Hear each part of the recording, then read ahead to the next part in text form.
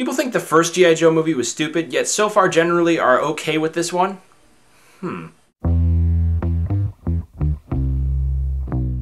How's it going, everybody? Welcome to the film review, episode number 124, and the film I'm going to be reviewing for you guys today is G.I. Joe Retaliation.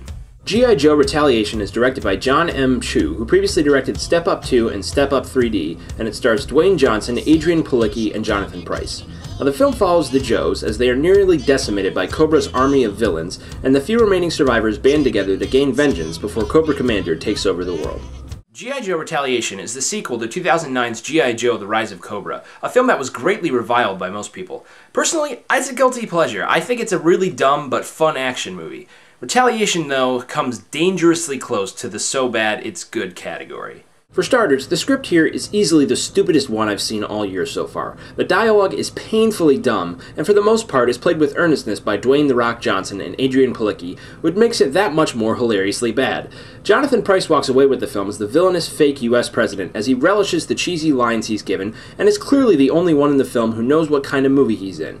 Bruce Willis pops up in yet another one of his paycheck roles, really looking like he doesn't give a crap about anything, and for all that talk about delaying the film to reshoot more scenes with Channing Tatum, he is completely wasted in his very brief role. The action for the most part is not shot with any particular excitement, and there's so much of it that it becomes boring. The only memorable action sequence in the film involves Snake Eyes and Jinx fighting off ninjas on the side of a mountain, which feels like it's from a very different movie altogether, both in terms of tone and direction. The plot is incredibly convoluted to the point where you really lose interest in the proceedings. There are so many alliances, motives, and characters to keep track of that it becomes baffling and incoherent. Now, I didn't grow up watching the cartoon show, so maybe I'd understand the hate for Rise of Cobra more if I did, but that film felt simpler, knew it was dumb, and just had fun with it. Retaliation feels like it's taking itself too seriously at points and becomes boring after a while. Ultimately, I'm going to give G.I. Joe Retaliation a C. While it is a convoluted, horribly written mess, it actually became part of the fun of watching it, hence the average grade I'm giving it.